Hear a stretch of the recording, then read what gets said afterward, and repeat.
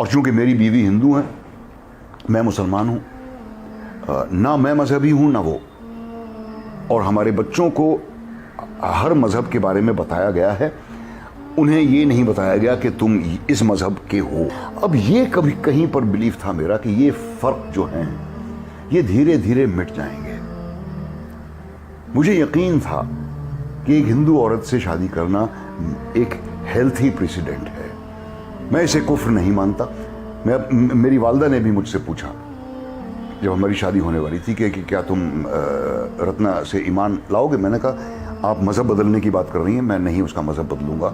تو انہوں نے کہا ہاں صحیح ہے، مذہب کیسے بدلا جا سکتا ہے؟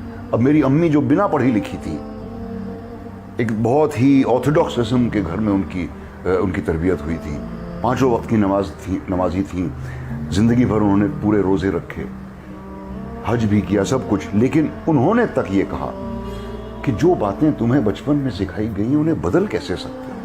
مذہب بدلنا بالکل ٹھیک نہیں ہے۔ اچھا سوال ہے کہ اگر ایک مسلمان لڑکا ہندو لڑکی سے شادی کرتا ہے تو کیا وہ مسلمان لڑکا ہندو کے گھر میں جا کے نماز پڑھ سکتا ہے، اور کیا وہ لڑکی مسلمان کے گھر میں پوجا کر سکتی ہے؟ سب سے پہلے کچھ شرائط ہے ہر چیز کے۔ آپ اگر گاڑی رکھیں گے اور گاڑی کا ایک پہیہ رکھیں گے، سائیکل کا ایک پہیہ رکھیں گے، ٹریکٹر کا، تو گاڑی چلیں گی کیا؟ یا چاروں سائیکل کر دو یا چاروں ٹریکٹر کر دو۔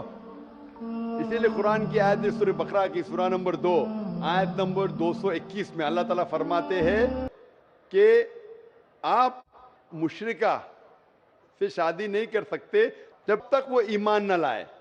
مطلب جو غیر مسلم ہیں اور شرک کر رہی ہے اس سے آپ شادی نہیں کر سکتے جب تک وہ ایمان نہ لائے۔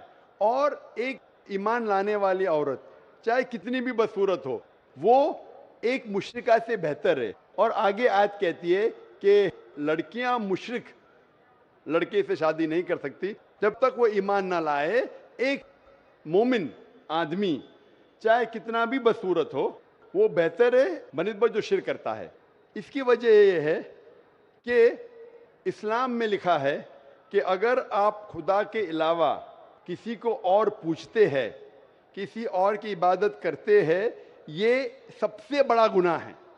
اور اللہ تعالیٰ فرماتے ہیں سورہ نساء میں سورہ نمبر 4 آیت نمبر 48 میں، اور سورہ نساء سورہ نمبر 4 آیت نمبر 116 میں کہ اللہ سبحانہ و تعالیٰ اگر چاہے تو کوئی بھی گناہ کو معاف کر سکتا ہے، لیکن شرک کو کبھی نہیں معاف کرے گا۔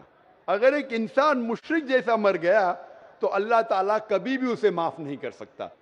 جس نے ہمیں زندگی دی، جس نے یہ ساری چیزیں ہمیں دی دنیا میں، اگر ہم اس کو گالی دیں گے، اس کے علاوہ کسی اور کی عبادت کریں گے، یہ شرک ہوا۔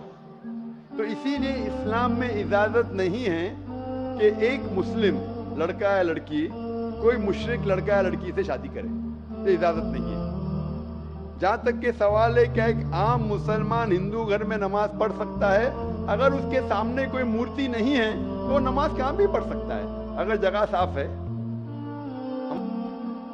اسی لیے شادی کے لیے شرط ہے کہ دونوں کا ایمان ہو۔ اور اگر آپ ہندو مذہب پڑھیں گے تو ہندو مذہبی کتاب میں بھی یہی لکھا ہے جو میں نے پہلے پیش کیا، پہلا جو سوال تھا بھائی صاحب کا، اور میں نے کہا کہ ہندو مذہب میں بھی یہی لکھا ہے، نا تسبتی ماستی، اس ایشور، اس بھگوان، اس خدا کا نہیں، کوئی مورتی نہیں، کوئی فوٹوگراف نہیں، کوئی پینٹنگ نہیں، کوئی پورٹریٹ نہیں، کوئی آئیڈل نہیں، کوئی اسٹیچو نہیں۔ اگر یہ مان لے کہ کم از کم جو یکساں ہے ہندو اور اسلام کے مذہبی کتاب میں، کم از کم اس کے اوپر عمل کرے تو اکثر ہمارے مشکلات دور ہو جائیں گی۔ جو یکساں نہیں ہے اس کو کل ڈسکس کر سکتے ہیں۔ اور اگر آپ تحقیق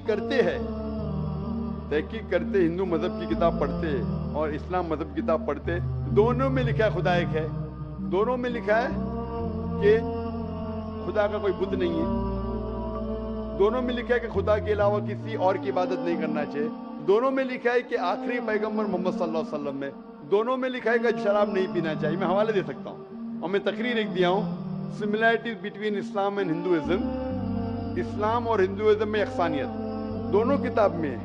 آپ اگر پڑھیں گے قرآن مجید میں سورہ مائدہ سورہ 5 آیت نمبر 90 میں لکھا ہے کہ شراب پینا حرام ہے. اب Manusmriti chapter number 9 verse number 225 پڑھیں گے, اس میں لکھا ہے کہ شراب پینا حرام ہے. قرآن میں لکھے سورہ مائدہ سورہ نمبر 5 آیت نمبر 3, سورہ بقرہ سورہ نمبر 2 آیت نمبر 173, سورہ انعام سورہ نمبر 6 آیت نمبر 145 اور سورہ نحل چیپٹر 16 ورس 115 میں حرمت علیکم المیتۃ والدم ولحم الخنزیر وما اہل لغیر اللہ بھی. کیا آپ کے لیے حرام ہے مرا ہوا گوشت, خون, سور کا گوشت اور وہ کھانا جس کے اوپر اللہ کے علاوہ کسی اور کا نام لیا گیا ہے. آپ اگر ہندو مذہبی کتاب پڑھیں گے اس میں بھی لکھا ہے کیا سور کا گوشت کھانا حرام ہے. اگر آپ تحقیق کریں گے کافی یکسانیت ہے. اسلام مذہبی کتاب میں لکھا ہے قرآن میں سورہ نور میں سورہ نمبر 24 آیت نمبر 30 اور 31 کے اندر حجاب کے بارے میں, عورت کو الحمدللہ حجاب میں ہونا چاہیے, سر سے ڈھکا ہونا چاہیے اس کا جسم. آپ اگر ہندو مذہب کتاب پڑھیں گے رگ وید بک نمبر 8 میں لکھا ہے اور رگ وید بک نمبر 10 میں بھی لکھا ہوا ہے کہ عورت کو اپنے سر کے پلوں کو ڈالنا چاہیے چہرے پہ کرنا چاہیے. اور اسلام مذہب میں جو مذہبی کتاب میں لکھا ہے, لیکن افسوس کی بات ہے کہ مذہب کے ٹھیکیدار یہ چیز کا ذکر ہی نہیں کرتے. کیوں؟ اسی لیے میں حوالے دیتا ہوں.